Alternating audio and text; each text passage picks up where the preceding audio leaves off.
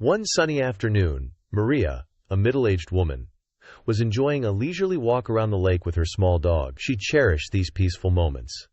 The gentle breeze and warm sun offered a welcome escape from the daily routine. However, today, something unusual caught her eye. Maria noticed a black woman who seemed out of place, holding a white child no older than 5. The child was dressed in expensive clothing, indicating a life of privilege. Nearby, an older white boy, around 10, was resisting the woman's attempts to guide him. His eyes were red from crying, and he was shouting, clearly upset and unwilling to comply. The scene struck Maria as troubling, and a sense of unease grew within her. Concerned, Maria approached a nearby police officer. Her voice quivered with urgency. "Officer, you need to intervene. That woman looks like she's abducting those kids." The officer followed Maria's gaze and then accompanied her toward the woman with the children. The black woman, Ruby, noticed the police officer approaching and came to a stop. Her eyes displayed a mix of surprise and anxiety. "Is something wrong?" Ruby asked, her voice steady but tinged with tension. She was painfully aware that black women often faced unjust treatment in such situations. The officer glanced at Maria and then back at Ruby, asking her to clarify her relationship with the children. Ruby maintained her composure as she replied, "I'm their stepmother. The little one is Austin, and the older one is Parker. Parker is still getting used to me, so he's a bit resistant, but I am their stepmother." The officer crouched down to Parker's level and asked, "Is she your mother? Is what she's saying true?"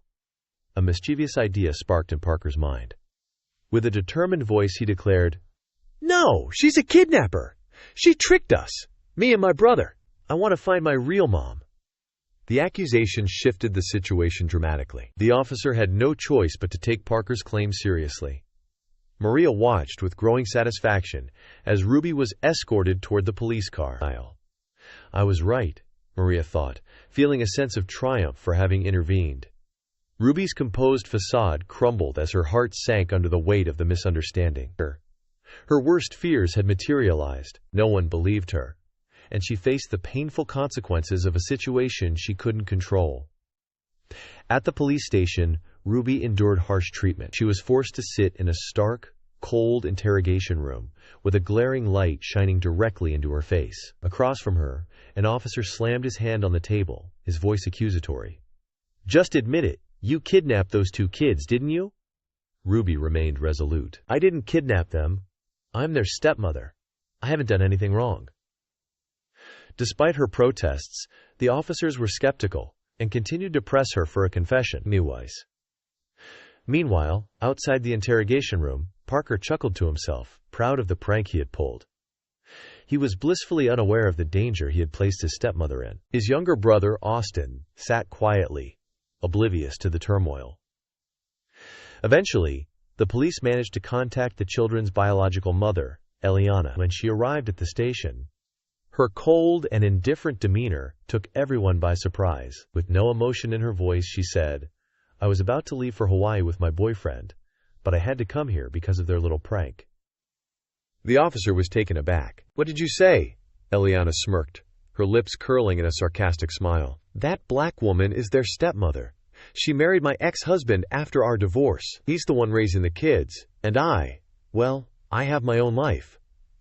The revelation stunned the entire police station. Ruby's story was true. Without further ado, Eliana was eager to leave and catch her flight. Parker, desperate not to be left behind, ran to Eliana, crying and pleading, "Mom, I want to go with you. Please don't leave me with her."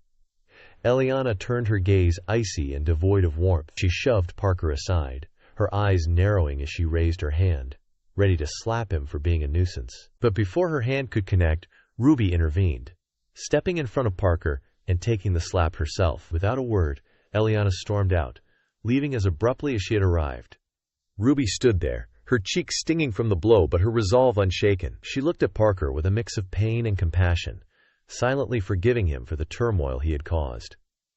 At that moment, the door of the police station burst open. George, Ruby's husband, and the father of Parker and Austin, stormed in. It quickly became clear that George was the newly elected mayor of the city, just back from an extended business trip. His face was etched with worry. Upon learning of the situation, George rushed to Ruby, embracing her tightly, his voice choked with emotion. "I'm so sorry I wasn't here to protect you." "I'm truly sorry."